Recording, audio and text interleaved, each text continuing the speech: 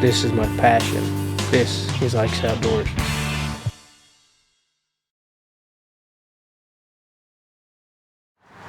Hey guys, Ike here from IkesOutdoors.com. Today I'm going to show you how to process your own backstrap. We've done a gutting video, skinning video, and then we've also done a quartering video, so check those out. Show you exactly how to get these out of here. First thing you want to do is get these things all nice and cleaned up, get all the hair off of them, which I've already done. And then what you're going to need is a good sharp fillet knife. I've got a couple of them here. This one here is a Walmart knife, and don't know the brand. I've had it for 15 years or more, and just an excellent overall knife. This one's made by Frable, and it sucks. It gets sharp, but it won't stay sharp. And a good knife sharper like that's always handy to have. I've sharpened this one by hand already, and I've got it shaven sharp, but if I want to just touch it up, it's nice to have something that's quick like that. So the first thing I'm going to do this backstrap is I'm going to clean it up. And I've got a bowl of water here and just a bowl here for scraps, which aren't really scraps. I'm going to turn them into burger. So that's really my burger pile. So I'm just really going to clean it up. All this silver stuff that you see on here, this is why it's nice to have a fillet knife, because you can get right down in there and get that stuff off. I'm going to take all that silver stuff right off of there.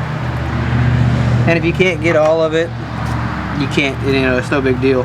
And what I'm using here, this table is actually a fillet table made by Frable, and it is one of the best things I've ever bought for processing my own deer, because it has this cutting board, has everything I need on it. I've also got a Walmart bag over here to throw all this stuff in, which I'll end up feeding to the dogs later. That's why it's important to have a good fillet knife too, is because you're going to be using, the very ends of it. It's nice to have it sharp all the way to the end. Good sharp blade all the way around. Okay, so I got most of that gray stuff off of there, and on this side, clean that off there. You got this layer of silver, just nasty stuff right here. I'm going to show you a quick, easy way to get rid of that, and to also keep a majority of your meat. I know a lot of people will try to peel that away and stuff like that, and that's just kind of a pain in the butt, and it's also you lose a little bit of meat doing it that way.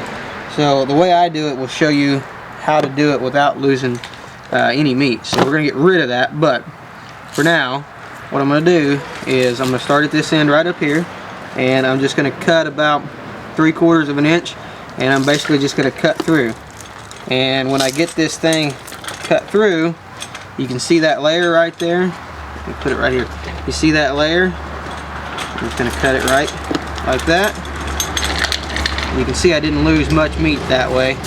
And I'll cut a little bit more right off of this end just to clean it up. And we've got a nice little piece of steak there. I'm also going to show you, and then I've got a bowl here. This bowl's just got water in it, and when I dump it out, it'll just be absolutely bloody. What I'm trying to do is get as much blood out of that meat as possible. So another way you can do this, and why some people leave that skin on there, is you can go about a 1/2 inch, 3/4 of an inch, cut there, cut down to that layer, and then go down another about the equal distance, cut all the way through, and cut all the way through here if I can do it without cutting my hand.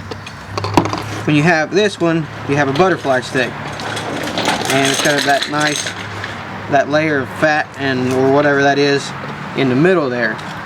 And then when you cook it up, you can just end up cutting that out of there. But I don't like doing that. I like mine without that, so I just cut it into individual steaks,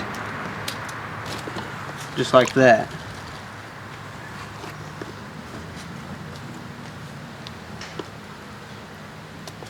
I don't like cooking my meat with that stuff on there. I think that makes a really bad flavor to the meat. I like to keep my deer meat as pure as possible. So I'm just going to go through here now and start slicing this thing up.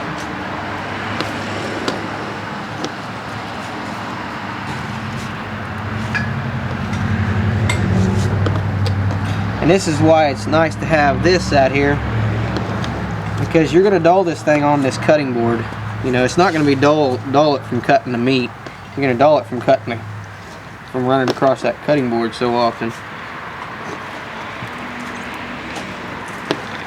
can see that knife just slides right through that meat.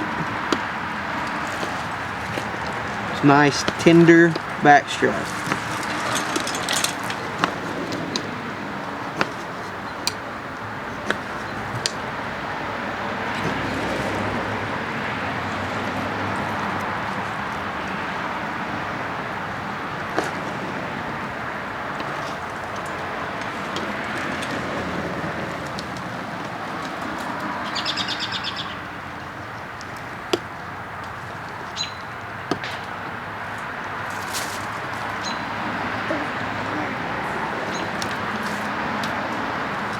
And you can see that meat, just a nice, beautiful cut, which it ain't. I mean, the cut's not, I shouldn't say perfect, but that's a really good quality piece of meat. And you can see how dark red this is. The stuff that's been floating in the water. You can see it's been in there just for a few minutes and it's starting to get a kind of a gray color to it because it's losing all the blood out of it. So that's why I soak it in the water. And it's just plain water. There's no salt water or anything like that in there.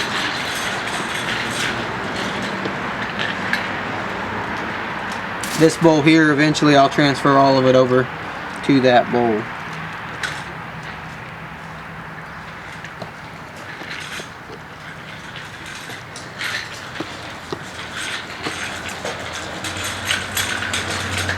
So that's pretty much it. I'm just going to keep on doing this. I've got 2 back straps to do. And in just a few minutes I'll have this thing ready to go. I've got it all chopped up here, and I'm just going to continue to cut it and trim that fat off of there.